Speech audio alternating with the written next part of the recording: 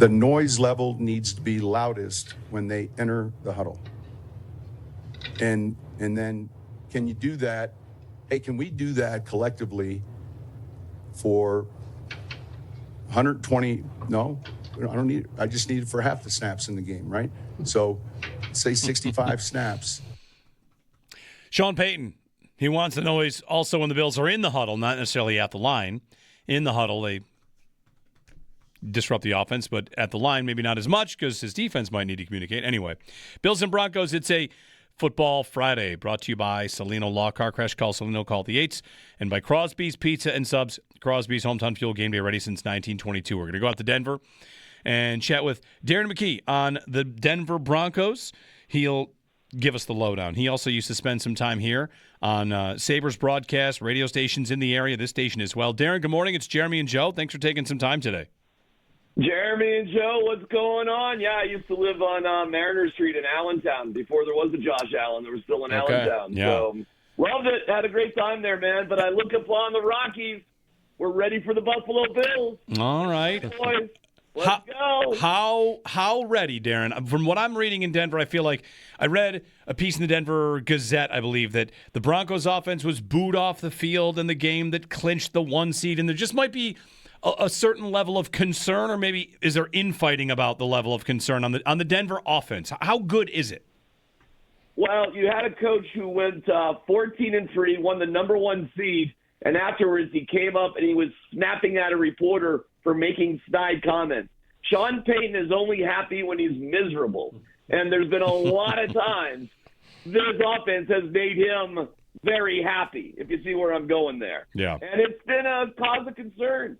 But somehow the Broncos have won all this year, despite the fact the offense is, been stagnant, mediocre, until you need it.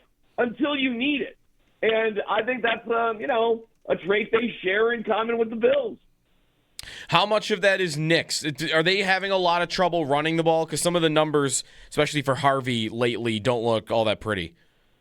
It's about the commitment to run it more than the ability to run it. They have the best offensive line in the NFL. Sean Payton just doesn't – it's just not him. You know what I mean? On his play sheet, he will write a reminder, run it, to remind him to run it. And against the Bills, if you don't run it, I guess you're the Jaguars. You forget about it. So I don't know if there's anything more obvious, not only to run the ball against the Bills, but to have Bo Nix in particular run the ball against the Bills, and specifically – run it on the Bills on the outside. And that's your biggest problem, and you guys know it. Do they call a lot of design runs for Bo Nix? No, they do not, and they need to, and they should. And hopefully they will this weekend. All right. Because the Bills get that sometimes. We saw Trevor Lawrence have a couple against the Bills. Nix in his second season, how has his growth gone? Does it look like he's just more prepared in year 2? Is it just better results? What's the difference between Bo Nix last year, who the Bills saw in the playoffs, and Bo Nix this year? He's just better in terms of progression. Again, not to make too much of it, but if you looked at the Josh Allen progression from year 1 to year 2, how would you describe that? And I think it's very similar for Bo Nix. And as he's progressing, he's winning. And that's the most important thing. And the most critical thing is the relationship he has with Sean Payton, which was a bit rocky in the middle of the year. And it's more solid now because winning cures everything. So everybody here has total confidence in Bo Nix. There's no oh my God, we're barely hanging on with Bo Nix. It's not like that whatsoever. Yeah. 29 touchdowns in his first season. That's a pretty good rookie season. He had a really strong rookie campaign, and 10-7, then to 14-3. It's the defense that's the calling card of this team?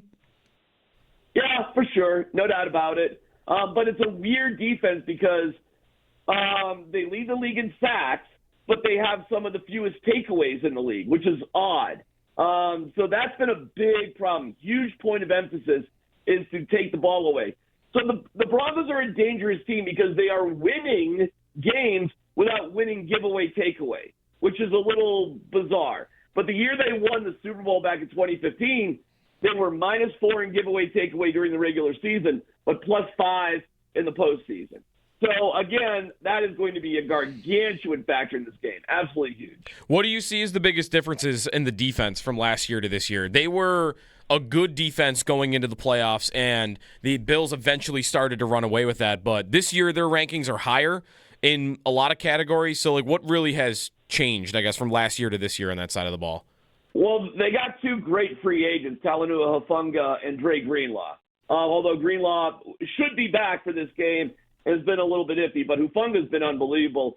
Zach Allen has been maybe the best interior pass rushing defensive lineman in the NFL. Nick Benito and Jonathan Cooper on the edges have been magnificent. I mean, Benito's got 14 sacks on the year, which I think is double the top guy for the Bills. And you got some reserves like Jonah Ellis, Justin Strnad, role players, Alex Singleton. The interior of the Broncos defense has been great, and then you got you got Patrick Surtain, who was the defensive player of the year last year on the outside, and the great white hope Riley Moss on the other corner. So it's been good, really good. If you're going to pick on anybody, pick on Riley Moss. The guy's thrown the most defensive pass interference calls of anybody in the league this year. So if you're going to go after anybody, you won't be any different. You'll just target him, which I'm sure the Bills will do. Darren McKee joining us on the Western Hotline on the Broncos. Darren, who wins and how does it happen? The Broncos win 27-24. The Bills rally, and then with the kick to win it, Matt Prater, ex-Bronco, during the Tebow time, pushes one wide to the left. All right. Okay. I'll be nice. Thanks, All right. Darren.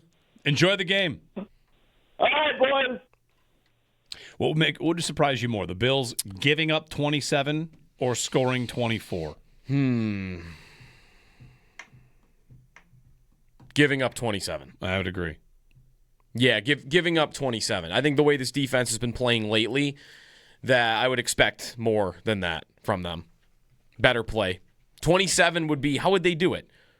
How would you expect that to look? Let's say the Broncos did. They scored 27. Are they running the ball? I mentioned with him, like R.J. Harvey has not been all that great for Denver when Dobbins has been out. R.J. Harvey this year, who is going to be the Broncos starting running back, 7 games this year, he has more than 10 carries. His yards per carry in those 7 games that he has more than 10 attempts, 4.1, 2.7, 2.7, 4.4, 3.4, 3.1, and 1.9. He was over 4 yards a carry once in the 7 games where he had double-digit carries. So is it that? They're running down the Bills' line and linebackers to get to 27? Is Nix just going off? Is he having a Tebow moment where, like, he's actually not as good as we see, and then he just has a big playoff game? Mm-hmm. Like, what is it? How does that happen, that they score 27? Is the Bills' safety replacement for Poyer so incapable that they're just getting torched for big plays down the field? I don't know what it would look like. The Bills gave up 198 to Trevion Henderson in a win, right? Yep. They gave up 157 to Sean Tucker in a win. What was Derrick Henry in week 1?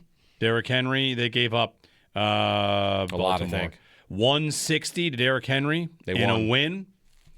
They gave up 100 to Miami in week 3 in a win. They gave up 135 to the Saints in a win. Mm-hmm. Yeah, who was the guy that went off? Who had a big game for New Orleans? Kendre Miller. Kendre Miller had a couple nice plays. It's my own personal war on the run game. Everyone just wants to believe the run game is running's back. I mean, the Bills could not run the ball 5 days ago, and they won the game. Yeah, right. With one of their worst rushing performances of the season. The run game is back. Anybody notice who the 2 best teams in the NFC are and what they do? They throw it. Puka Nacua and JSN just had 2 of the best receiving seasons in NFL history. And what are you going to do going into that game? Like, board, you run it. You got to run. Like, yeah? The Rams can run. The Seahawks can't run. The Chiefs have never been able to run, and they won Super Bowls. And who they beat? The Eagles, I guess. Saquon Barkley. That was a team that ran it well. They didn't run it well in the Super Bowl. No, to go to the Super Bowl, they're going to have to throw There might be a game. There might be a game where The Bills get run on a lot, and it's very clearly the reason they lose the game. When that happens, it'll be the first time it's happened in the Sean McDermott era in the playoffs. They've never lost because they got run on. It's never happened.